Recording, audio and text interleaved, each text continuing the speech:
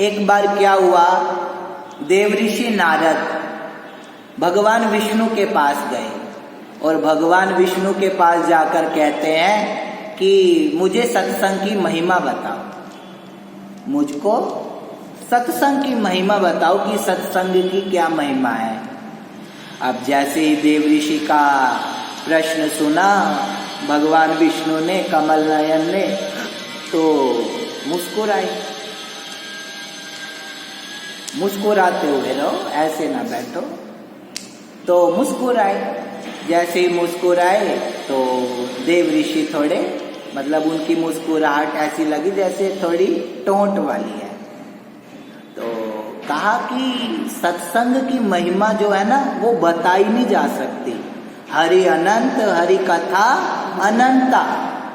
तो ये तो अनंत है, इसकी महिमा बताई नहीं जा सकती। इसको, इसकी अनुभूति होनी चाहिए। क्या होनी चाहिए? अनुभूति होनी चाहिए। वचनों से नहीं कहा जा सकता। ये तो एक ऐसी बात है कि ये अनुभव जब तक ना हो तब तक कोई फायदा नहीं है। तो हमें अनुभव भी होना चाहिए और इसकी हमें अनुभूति भी होनी चाहिए। तो जो अनुभूति कैसे हो, तो फिर भगवान कहते हैं कि मैं वचनों से नहीं इस कथा को गा सकता, सत्संग की महिमा बता सकता। तो तुम एक काम करो, नारद को कहा क्या कि यहाँ से जब तुम जाओगे ना तो रास्ते में एक इमली का पेड़ है। एक इमली का पेड़ है और उस इमली के पेड़ के ऊपर अति विचित्र और क्या कहें अति विचित्र एक पक्षी है। और वो जो पक्षी है ना वो रंग बिरंगा है, वो रंग बिरंगा है और उसका नाम है गिरगिट। क्या है? गिरगिट। तुम नारद जी उसके पास जाओ और उससे सत्संग की महिमा पूछो कि सत्संग की क्या महिमा है। तो जैसे ही देवऋषि नारद ने सुना कि भाई सत्संग की महिमा, इमली के पेड़ के नीचे जो पक्षी बैठा है, गिरगिट बैठी है, उससे मुझे सत्संग की महिमा पूछनी है। अब जैसे ही नारद जी के गए, उसके पास जाने लगे, पेड़ के नीचे इमली के पेड़ को देखा और इमली का पेड़ जैसे ही देखा और गिरगिट दिखाई दी। और उससे जाके जो वेद का महावाक्य है अथा तो ब्रह्म जिज्ञासा, उससे जाके जिज्ञासा करी कि आप मुझे सत्संग की महिमा बताएं। गिरगिट को पूछते हैं नारद जी। जैसे ही सत्संग की महिमा पूछी तो गिरगिट ने नारद जी को देखा और देखते ही गिरगिट ऊपर से नीचे गिर गई। ऊपर से नीचे गिरी और छटपटाने लगी। और छटपटाने के बाद क्या हुआ, उसने अपने प्राणों को छोड़ दिया। अब ऐसा देखा नारद जी को बड़ा झटका लगा, बड़ा चंबा हुआ कि भाई मैंने उससे जिज्ञासा करी और उसके तो प्राण ही चले गए। अभी क्या करें क्या करें क्या करें।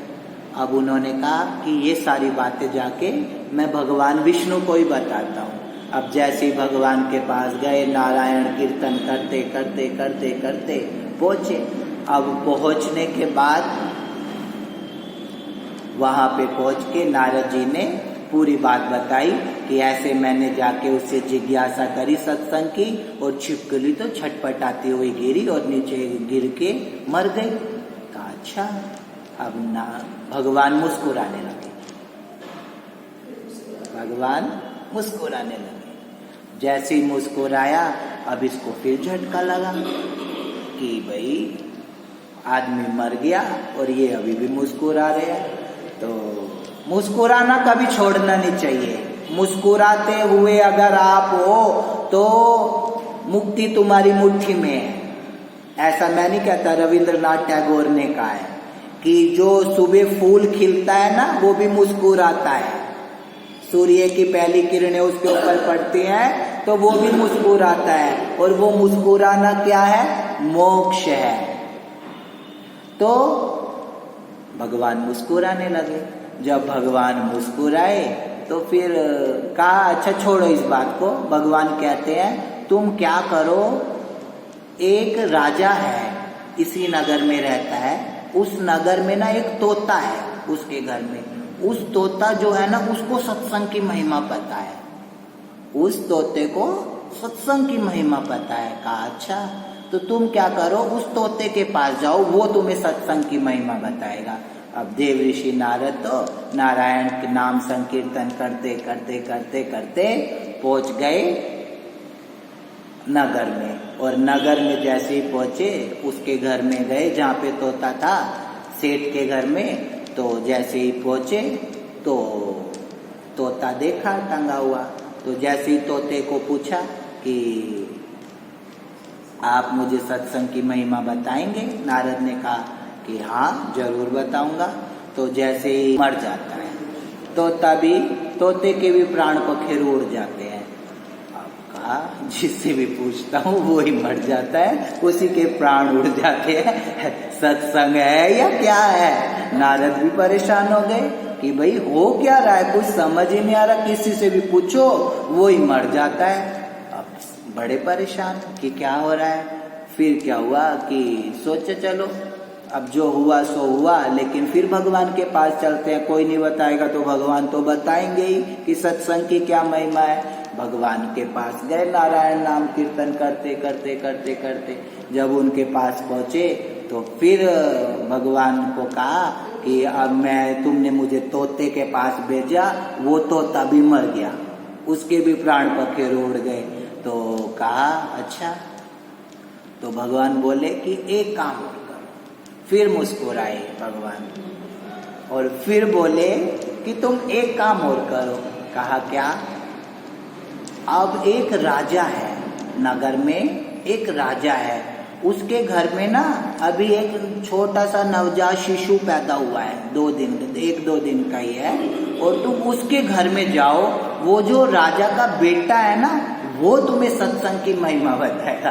भगवान कहा अभी तक तो मैं बच गया, लेकिन अब की तुम मुझे पिटवाओगे, अब की तो तुमने मुझे पिटवाना ही है। तो पूरी तुमने ऐसी तैयारी कर दी है कि तुम मुझे बिना पिटवाए मानने के नहीं। तो कहा नहीं, अब की तुम्हें पता लग जाएगा, अब की बार में तुम्हें पूरा पता लग जाएगा। कहा अच्छा। फिर कहने लगे भगवान नारद, नारायण संकीर्तन करते करते, नारायण नारायण करते करते राजा के नगर में पहुंच जाते हैं। जैसे ही राजा के नगर में पता लगा कि भाई नारद जी, मैं देव ऋषि नारद आए हैं, तो राजा ने उनका बहुत सत्कार किया। और सत्कार किया, घर में बुलाया, अच्छे से पधरामनी करी, चरण धुलाए, आरती उतारी, फूल माला दी, सब कुछ दिया, जितना उनसे सत्कार हो सकता था सब किया। फिर क्या हुआ, उन्होंने कहा कि हमारे घर में नवजात शिशु हुआ है, तो आप महाराज जी इसको आशीर्वाद दें। तो जैसे ही आशीर्वाद देने के लिए कहा तो जो उसकी माँ थी उन्होंने नारद जी की गोद में ही लाला को दे दिया, बालक को दे दिया। अब जैसे ही बालक को दिया तो पहले तो ऐसे भगवान नारद ऐसे इधर चारों तरफ देखते हैं कि भाई कुछ और कुछ यही हो जाए, तो डर भी रहे हैं। लेकिन डरते डरते डरते डरते भगवान का नाम लेना शुरू किया कि अभी नहीं, पहले थोड़ी देर भगवान का नाम ले लूँ, क्या पता फिर सब सही हो जाए। लेकिन डर रहे हैं, फिर भी डर रहे हैं कि क्या होगा पता नहीं। फिर डरते डरते उन्होंने अपने मन में ही बच्चे से प्रश्न किया, मन से ही पूछा, उसको नहीं, मतलब मुंह से नहीं कहा, मन में ही पूछा कि मुझे सत्संग की महिमा बताओ ना। तो वो बच्चा जो है मुस्कुराने लगा। क्या हुआ, जैसे ही सत्संग की महिमा पूछी तो बच्चा भी मुस्कुराया। तो जैसे ही बच्चा मुस्कुराया तो मुस्कुराने के बाद बच्चा कहता है क्या कि मैं जो था पहले गिरगिट की योनि में था, मैं गिरगिट की योनि में था, और जैसे ही मैंने आपका दर्शन किया तो आपने मुझे उस बंधन से, गिरगिट की योनि से मुक्ति दिला दी। फिर क्या हुआ, मेरा दोबारा जन्म हुआ। मेरे दोबारा जन्म होने के बाद मैं तोता बन के आया, और जब तोता बन के आया तो फिर क्या हुआ, फिर मैंने आपका दर्शन किया और फिर आपने मेरी तोते की योनि से मुक्त कर दिया। और फिर क्या हुआ, जब ये भी हो गया फिर भी मुझे अनेक योनियों में जाना पड़ता, लेकिन आपके दर्शन के महत्व से क्या हुआ कि मैं अब राजा के घर में पैदा हुआ और राजा के घर में भी उसका बेटा बन के आया। ऐसी किसी छोटी योनि में नहीं आया, किसी छोटे घर में नहीं आया, राजा के घर में आया। ये सत्संग की महिमा है। जिस तरीके से जो चंदन होता है ना, उसको नहीं पता होता कि उसमें कितनी सुगंध है।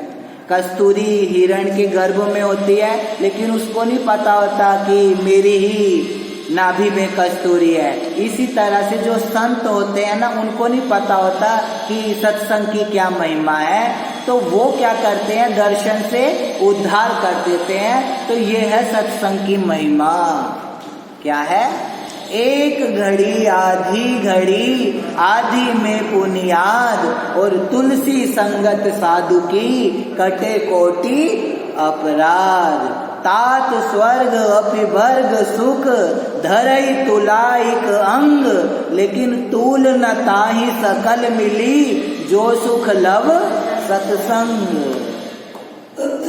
तो इस समय की बहुत महिमा है, सत्संग की बहुत महिमा है। इसको तो ये तो अनंत है। क्या है, अनंत।